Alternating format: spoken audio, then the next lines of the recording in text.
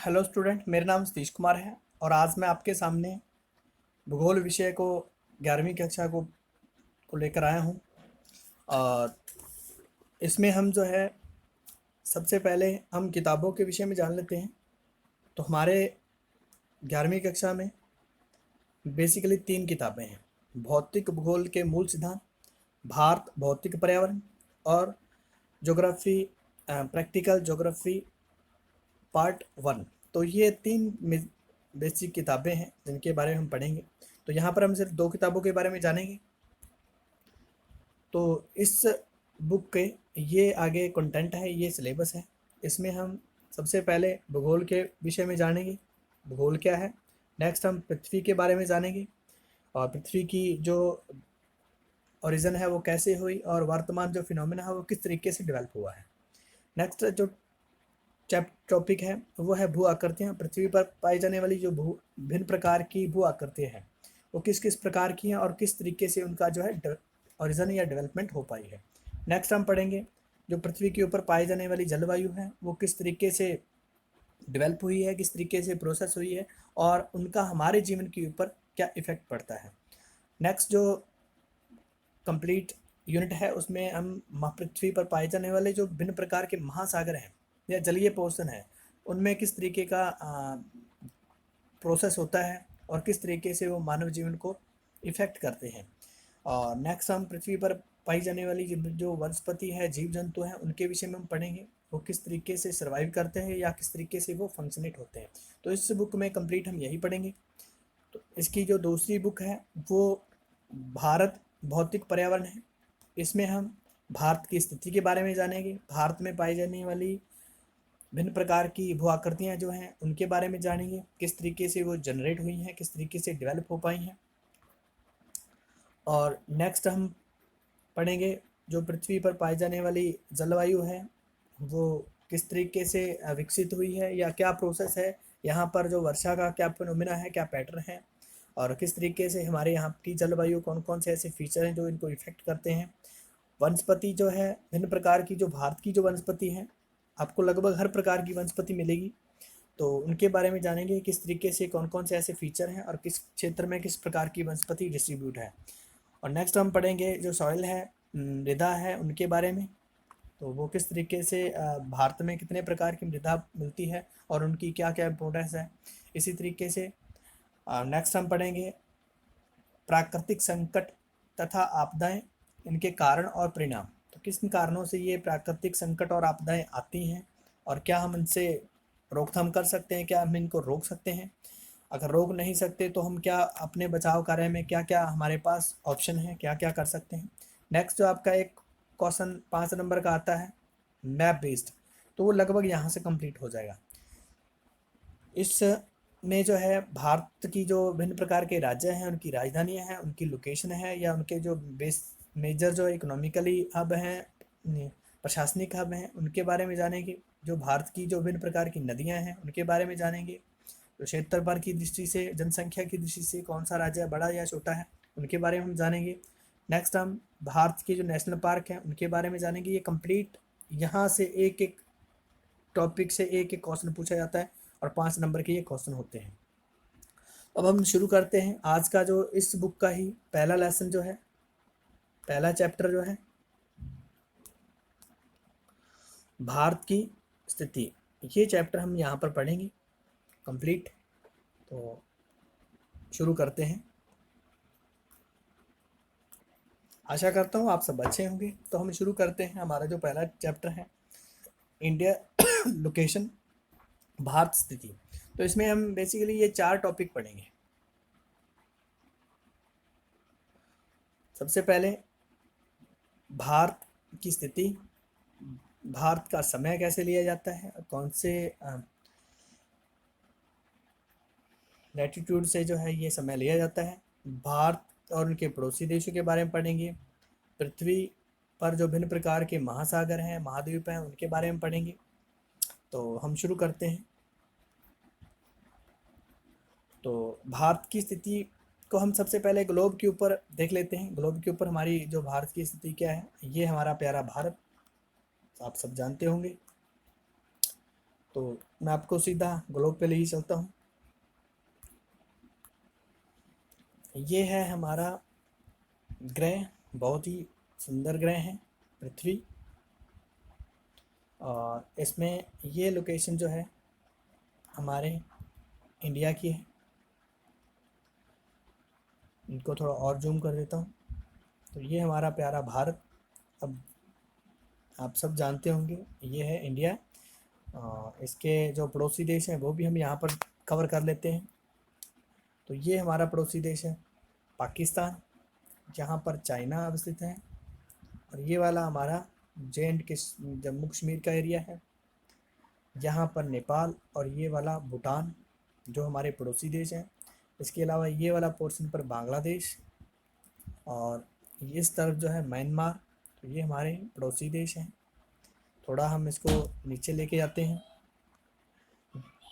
ये हमारा, यहाँ पर हम पृथ्वी पर पाई जाने वाली जो विभिन्न प्रकार के जो महाद्वीप हैं उनको भी हम कवर कर लेते हैं। तो ये वाला जो भारत के दक्षिण में है ये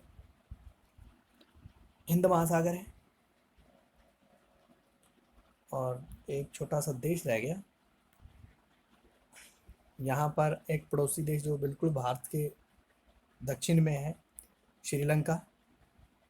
ये वाला कंट्री है, दिख गया होगा आपको। नेक्स्ट हम जो हमारे महाद्वीप है और महासागर उनको कवर अप कर लेते हैं। ये वाला महाद्वीप इंडियन ओशियन है, हिंद महासागर है।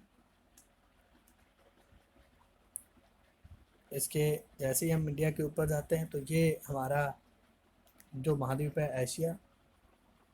और इसके अगर हम वेस्ट की तरफ जाते हैं तो ये वाला जो महाद्वीप है, कटाफटा सा ये रीजन है, ये वाला यूरोप महाद्वीप है। और इसके अगर हम ये दक्षिण की तरफ जाते हैं तो ये वाला अफ्रीका महाद्वीप है। इसी तरीके से ये वाला जो एरिया है अंड महासागर है, कंप्लीट का कंप्लीट अटलांटिक ओशन है। नेक्स्ट जो है अगर हम यहाँ जाते हैं तो ये उत्तरी अमेरिका है। और इसके थोड़ा नीचे जाते हैं तो ये वाला रीजन जो है दक्षिण अमेरिका है। दक्षिण अमेरिका और उत्तरी अमेरिका के वेस्ट की तरफ हम जाते हैं तो ये वाला पैसिफिक ओशियन है, प्रशांत महासागर है। और वापस आते हैं तो ये एशिया है और ये वाला ऑस्ट्रेलिया है। ऑस्ट्रेलिया की तरफ हम जाते हैं, थोड़ा बढ़ते हैं, ये वाला महाद्वीप ऑस्ट्रेलिया है। और ये वाला पैसिफिक महासागर है, प्रशांत महासागर है। और इसके इस साइड में वापस इंडिया आ जाएगा। और इसके बिल्कुल दक्षिण की तरफ जाते हैं तो यहाँ पर एक महाद्वीप है, अंटार्कटिक महाद्वीप। और अगर हम इसके नॉर्दर्न साइड में, नॉर्दर्न जोन में जाते हैं तो ये वाला जो ओशियन है, इसकी अगर हम बात करें तो ये आर्कटिक जो है ओशियन है। तो इस तरीके से ये हमारा महाद्वीपों का और महासागरों का यहाँ पर पोर्शन ग्लोब पर भी हमने देख लिया है। देखिए स्टूडेंट, किसी भी देश का जो ग्लोबल लोकेशन है वो अक्षांश और देशांतर दो रेखाएं हैं जिनके माध्यम से वो प्रदर्शित की जाती हैं। तो मैं अभी सबसे पहले अपनी फ़ोटो को हटा देता हूँ। यहाँ पर देखिए कोई भी देश है, उनकी जो लोकेशन है वो अक्षांश और देशांतर दो रेखाओं की स्थिति के आधार पर हम प्रदर्शित कर सकते हैं। तो भारत की भी हम अक्षांश और देशांतर रेखाएं जानने की कोशिश करते हैं। अब अक्षांश और देशांतर रेखाएं कैसे हम जानेंगे? जो भारत का ये नॉर्दर्न एरिया है और इसी तरीके से जो साउदर्न एरिया है या ईस्ट और वेस्ट है, इसी तरीके से साउदर्न जो पोर्शन है, दक्षिण भाग है, उनकी जो लास्ट जो अंतिम सीमा है वो किस अक्षांश या देशांतर रेखा है कि साथ जो है मैच करती है। उसके आधार पर हम जो है तय कर पाते हैं ये जो है ये एरिया जो है वो इसका अक्षांशीय और देशांतर जो है विस्तार है। तो एक चीज़ और मैं यहाँ पर बतानी भूल गया, कोई भी मैप जब भी आप कभी देखते हो तो मैप के ऊपर का जो पोर्शन होता है, ये वाला पोर्शन हमेशा नॉर्थ होता है, और इसके जो दक्षिण वाला पोर्शन है हमेशा साउथ होगा। इसके इस वाली साइड वाला ईस्ट और इस साइड वाला वेस्ट, उत्तर, दक्षिण, पूर्व, पश्चिम। एक बार फिर से मैं आपको यहाँ पर अच्छे से डिफाइन करने की कोशिश करता हूँ। तो ये नॉर्थ बन रहा, साउथ, ईस्ट, वेस्ट, ये उत्तर, दक्षिण, पूर्व, पश्चिम। तो ये वैसे आपको सबको पहले पता होगा, 9वीं कक्षा में आपने इसके बारे में अच्छे से पढ़ा होगा। नेक्स्ट जो है, यहाँ पर भी कुछ पड़ोसी देश हैं, वो भी आप यहाँ पर कवर कर सकते हो। जैसे कि यहाँ पर है चाइना, पाकिस्तान, ये तो आपको पता ही होगा, भारत है, हमारा देश है। ये बांग्लादेश, भूटान, नेपाल, म्यांमार, और साउथ में है कौन सा, श्रीलंका। तो अब देखिए भारत का जो अवतार है वो हम जानने की कोशिश करते हैं। और एक चीज़ और बतानी इससे पहले बताता हूँ आपको मैं, जो ग्लोब के ऊपर इस तरीके से लाइंस लगी होती हैं, आपने देखा होगा, उनको हम बोलते हैं लॉन्गिट्यूड या देशांतर रेखाएं। और जो इस तरीके से लगी होती हैं उनको लैटिट्यूड या अक्षांश रेखाएं बोलते हैं। तो जो भारत में ये वाला, भारत का ये वाला जो पोर्शन है, इस तरीके की जो लाइन है वो अक्षांशीय रेखाएं हैं। जो दो भारत की जो बाहरी सीमा, जो बाहरी भाग को जो अक्षांश रेखाएं छूती हैं, उन्हीं को हम जो है अक्षांशीय विस्तार में हम काउंट करते हैं।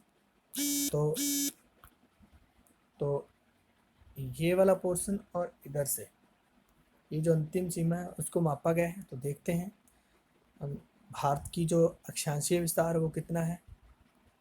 भारत का अक्षांशीय विस्तार 8 डिग्री 4 मिनट, इनको मिनट बोला जाएगा, से लेकर 37 डिग्री 6 मिनट तक का जो है, और जो 68 डिग्री 7 मिनट से लेकर जो देशांतरीय विस्तार है, और 97 डिग्री 25 मिनट्स ये पूर्वज का जो देशांतर है। इस तरीके से इसको मापा जा सकता है। तो ये 8 डिग्री जो अक्षांशीय विस्तार है, 8 डिग्री यहाँ से लेकर ये 8 डिग्री है, 8 डिग्री से इसके नॉर्दर्न में जाओगे तो 37 डिग्री 6 मिनट का जो है अक्षांशीय विस्तार है। जो इस तरीके की जो लाइंस हैं उसमें जो भारत की स्थिति है वो ये है, और जो देशांतरीय विस्तार है जो इस तरीके की लाइंस हैं उसमें जो है 68 डिग्री से लेकर 97 डिग्री 25 मिनट। तो दोनों की तरफ अगर आप देखोगे तो ये 30 डिग्री का लगभग अंतर बन जाता है। तो 30 डिग्री का मतलब है यहाँ पर लगभग 2 घंटों का, वो आप आपको आगे डिटेल में बताएंगे। नेक्स्ट कुछ पॉइंट्स जो इसमें बता रखे हैं, भारत जो है इसकी स्थिति उत्तरी गोलार्ध में है।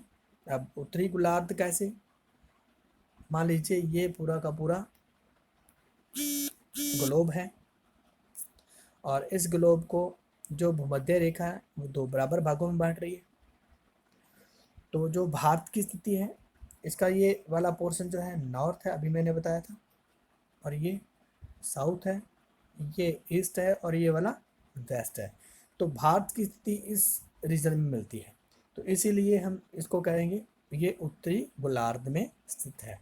तो यही इसीलिए बात ये कही गई है, भारत उत्तरी गोलार्ध के उत्तर पूर्व में स्थित है। अब उत्तर पूर्व भी कैसे, अभी मुझको वापस वो बनाना पड़ेगा। ये मान लीजिए पृथ्वी है, ये भूमध्य रेखा है, ये 0 डिग्री देशांतर रेखा है। इस 0 डिग्री के देशांतर में अब ये नॉर्दर्न है, ये सदर्न है, ये ईस्ट है, और ये वेस्ट है। अब अगर हम बात करें तो भारत की स्थिति इस जोन में पड़ती है। तो इस तरीके से ये वाला जो रीजन मिलेगा ये आपको उत्तरी पूर्वी साइड, ये वाली जो कंप्लीट साइड है उत्तरी पूर्वी साइड है, ये वाली दक्षिण पश्चिमी साइड है, ये वाली दक्षिणी पूर्वी साइड है, और ये वाली दक्षिणी सॉरी उत्तरी पश्चिमी साइड है। इस तरीके से इनको यहाँ पर बताया गया है, स्पष्ट किया गया है। नेक्स्ट जो है भारत, इसमें जो नेक्स्ट पॉइंट है वो है हमारे देश की दक्षिण सीमा 6 डिग्री 45 मिनट उत्तर द्वारा निर्धारित होती है।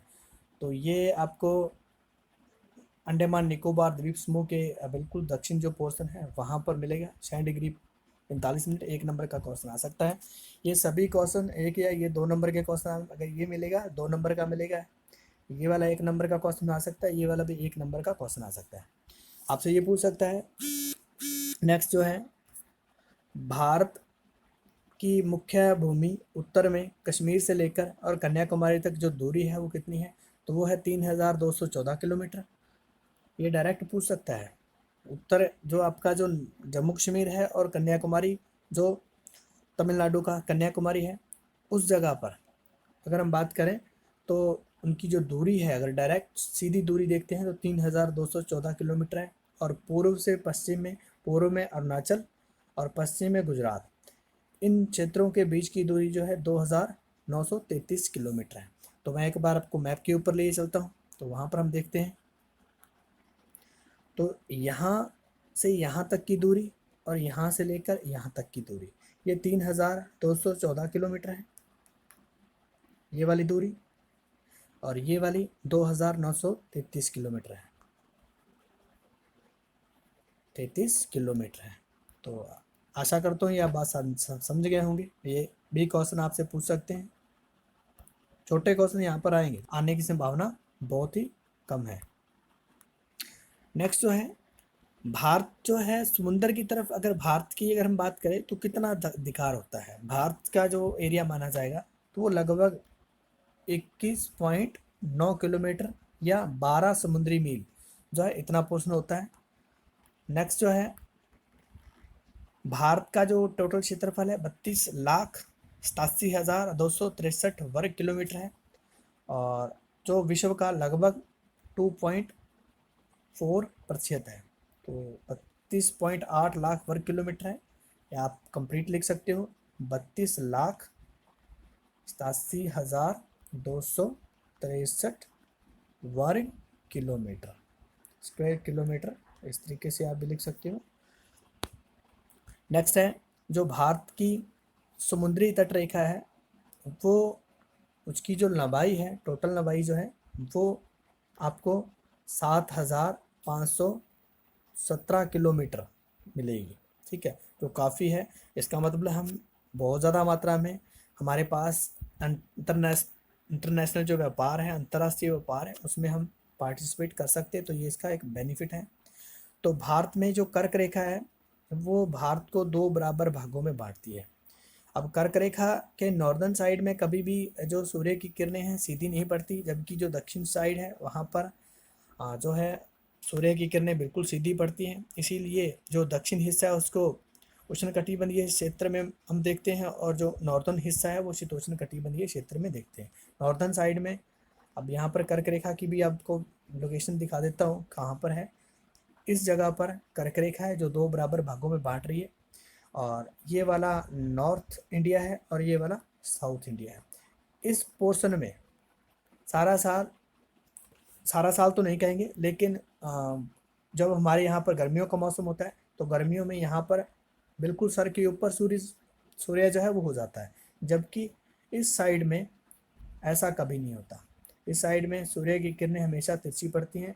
यहाँ पर सर्दी भी आपको देखने को मिलेगी इस पोर्शन में, और इस साइड में आपको गर्मी का ही मौसम देखने को मिलेगा। जो भारत की तट रेखा की हम बात कर रहे थे वो भी यहाँ पर मैं आपको डिफाइन कर देता हूँ। तो ये वाला जो भारत की जो बाउंड्री है, ये सीमा जो है ये है 7,516 किलोमीटर। तो आशा करता हूँ ये बात समझ में आपको आ गई होगी।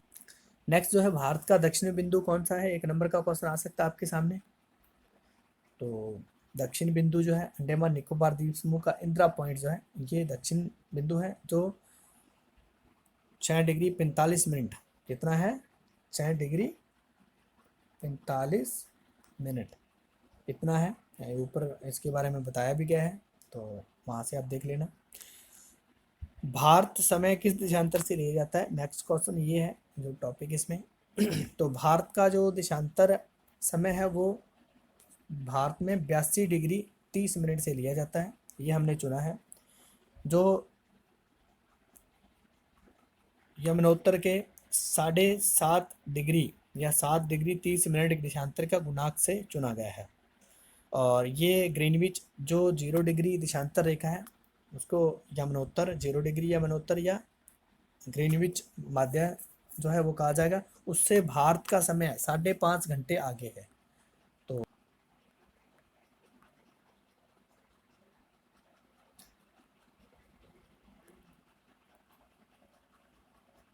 अभी ये जो है, अब ये क्वेश्चन कंप्लीट रिकॉर्ड हुआ है या नहीं हुआ मुझे नहीं पता, लेकिन मैं इसको दोबारा से एक्सप्लेन कर देता हूँ।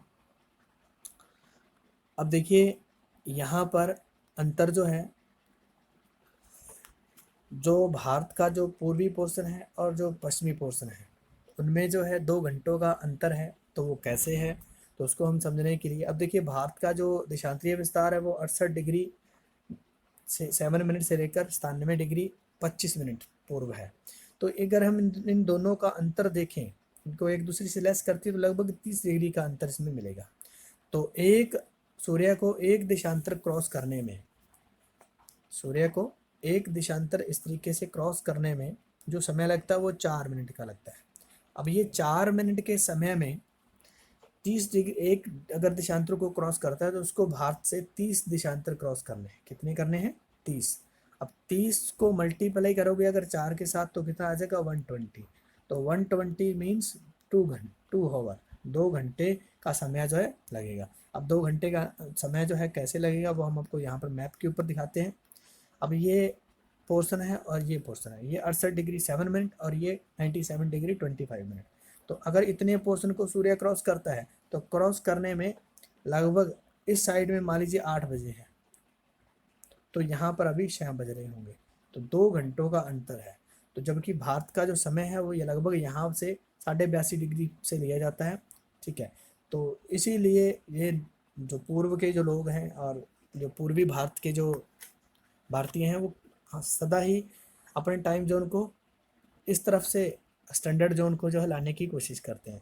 लेकिन भारत का ये स्टैंडर्ड जोन यहाँ से लिया गया है, उसकी क्या मजबूरी है वो भी हमने आपको बता दी है, क्योंकि वो 7.5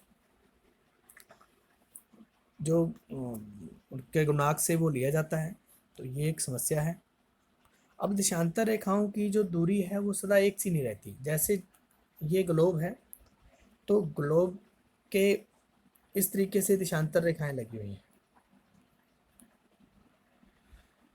तो जैसे जैसे आप नॉर्थ पोल की तरफ जा रहे हो, ये मान लीजिए पोल है, तो पोल की तरफ जा रहे हो तो इनके बीच की जो दूरी है वो एक सी नहीं रहती, कम होती जाती है। जैसे जैसे आप नॉर्थर्न साइड या साउदर्न साइड की तरफ जाओगे तो वैसे वैसे ये दूरी कम होती जाएगी।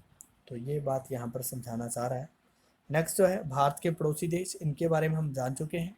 तो भारत के जो पड़ोसी देश हैं वो यहाँ पर आपको लोकेशन तो मैं बता चुका हूँ। पाकिस्तान जो उत्तर पश्चिम में है, उत्तर में चाइना, नेपाल और भूटान, पूर्व में म्यांमार, बांग्लादेश और दक्षिण में श्रीलंका और मालदीव। मालदीव थोड़ा आपको भारत के मैप के ऊपर नहीं देखेगा, आगे नेक्स्ट जो विश्व का मानचित्र इसमें मैंने रिप्रेजेंट किया है उसमें जरूर होगा। तो नेक्स्ट जो है भारत की दक्षिण सीमा 3 ओर से हिंद महासागर से लगती है, ये भी आपको मैंने बता चुका हूँ। भारत की जलीय सीमा हिंद महासागर के पूर्व में बंगाल की खाड़ी और अरब सागर स्थित है, ये भी मैं अभी आपको बताता हूँ। भारत और श्रीलंका में एक जल संधि है जिसको मन्नार की खाड़ी और पाक जल संधि के द्वारा भारत और श्रीलंका को, ये दो हैं, दोनों अलग करते हैं। इनकी लोकेशन भी आपको बताता हूँ। भारत और पाकिस्तान के बीच में रेड क्लिफ रेखा है और भारत और चाइना के बीच में मैकमोहन रेखा है। ये किसी भी एग्जाम से पूछा जा सकता है, ये दोनों ही वेरी वेरी इंपॉर्टेंट है। भारत और चाइना के बीच में कौन सी सीमा है? मैकमोहन। और भारत और पाकिस्तान के बीच में रेड क्लिफ। वैसे हो सकता है ये आपके इस एग्ज़ाम में ना आए, लेकिन ये आपको जनरली किसी भी एग्ज़ाम में जब भी आप कोई भी इंटरव्यू देते हो तो उसमें आपको ये मिल सकता है। भारत और बांग्लादेश के बीच में शून्य रेखा है। और इसी तरीके से क्षेत्रफल की दृष्टि से सबसे बड़ा जो राज्य है वो है राजस्थान, और जनसंख्या की दृष्टि से उत्तर प्रदेश। और जो क्षेत्रफल की दृष्टि से सबसे छोटा जो राज्य है वो है सिक्किम। नेक्स्ट जो है, भारत में अभी वर्तमान में 27 राज्य हैं और 9 केंद्र शासित प्रदेश हैं। पहले ये 7 हुआ करते थे, 2 नए बने हैं।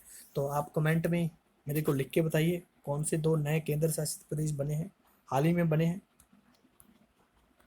नेक्स्ट है, पृथ्वी पर कितने महाद्वीप और महासागर हैं? तो पृथ्वी पर महाद्वीपों की संख्या 7 है।